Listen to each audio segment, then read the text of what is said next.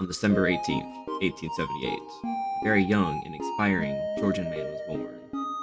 This man would go on to become the leader of millions of people, along with millions of corpses. This man would continue to prolong a famine, industrialize the nation, but take the profits, and nearly start a Third World War. This young man was none other than Joseph Stalin. Stalin was born into poverty and was often abused by his alcoholic father. He was given a scholarship to attend a seminary and study for priesthood for the Georgian Orthodox Church. There, he read Karl Marx's Communist Manifesto, which started his passion for revolutionary movements. This can also be seen in Animal Farm, where the animals are given a speech from Old Major, and then eventually throw their own revolution. While young, Stalin joined in revolutionary activities and crimes. He would use the money gained from his crimes to help fund the Bolshevik Party. In 1912, Lenin appointed Stalin to serve on the First Central Committee of the Bolshevik Party.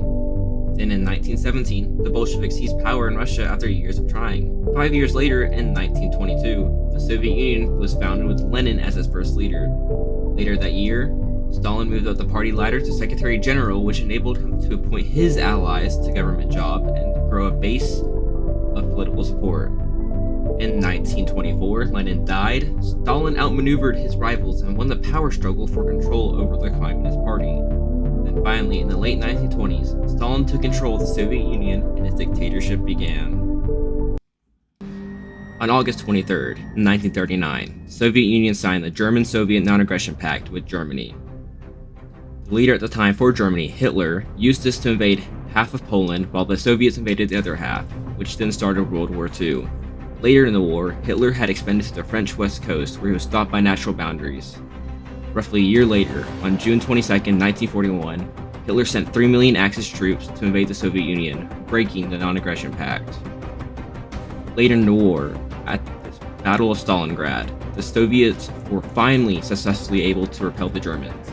This battle can be seen in Animal Farm at the Battle of the Windmill, where the animals repelled Frederick's attacks. But at the battle for the Soviets, they were starved and the city was destroyed, but Stalin saw this as a victory as they were able to finally repel them. This can also be seen at the Battle of the Windmill, with Napoleon seeing the battle as a victory despite the windmill being destroyed and many injured. The war eventually turned in favor of the Allies, who won the war against the Germans on May 7, 1945. The war shortly ended on September 2, 1945, when America dropped the second atomic bomb on Japan. In the late 1920s, Stalin launched a series of 5-year plans intended to transform the Soviet Union from a pleasant society to an industrial superpower that centered on the control of government and economy. The government took control of farms, but millions of farmers refused to cooperate with Stalin's orders and were shot or exiled as punishment. The now-forced civilization led to widespread famine that killed millions. Stalin ruled by terror with a totalitarian grip in order to eliminate anyone who might oppose him. He expanded the secret police and encouraged citizens to spy on each other. He also had millions of people killed or sent to the infamous Gulag system, where many were worked to death. He instituted the Great Purge, a series of campaigns designed to rid the Communist Party, the military, and other parts of Soviet society from those he considered a threat.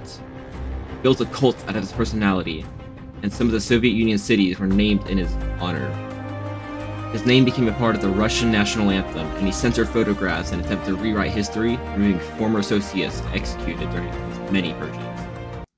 Stalin died on March 5, 1953, at the age of 74, after suffering from a stroke. His body was embalmed and preserved in Lenin's mausoleum in Moscow's Red Square until 1961, when it was removed and buried near the Kremlin walls as part of the de-Stalinization process initiated by Stalin's successor, Nikita Khrushchev. Stalin's legacy is ultimately him being a ruthless, selfish dictator who never improved the lives of his people and only did more bad than good.